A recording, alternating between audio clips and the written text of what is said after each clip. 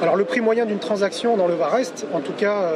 sur ce marché qui est pour moi un marché de report par rapport à mi-chemin entre les Alpes-Maritimes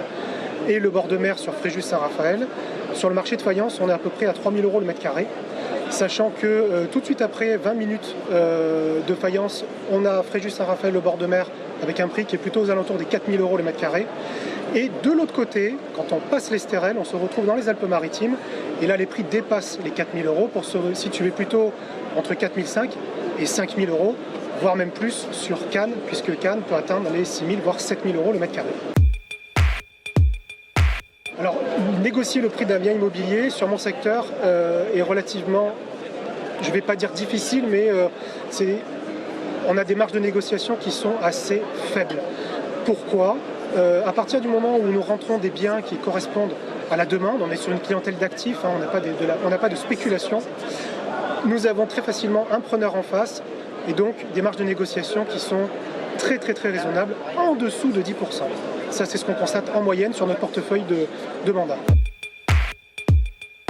Pour réaliser une bonne affaire aujourd'hui sur mon secteur, naturellement, je ne dirigerai pas mes clients vers le bord de mer. La pression immobilière est trop forte, les prix sont trop élevés et évidemment, c'est un petit peu trop risqué pour ce genre de clientèle.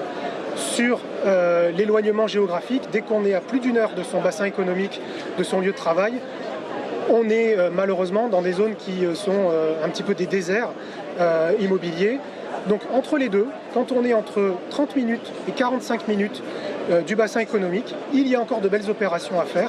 Nous avons de belles propriétés qui appartiennent aujourd'hui à des personnes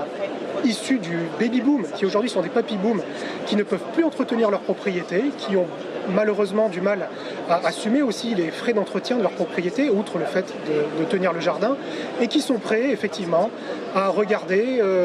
d'un bon œil un acheteur sérieux se présentant aujourd'hui pour l'acquisition d'une jolie maison sur ce secteur-là.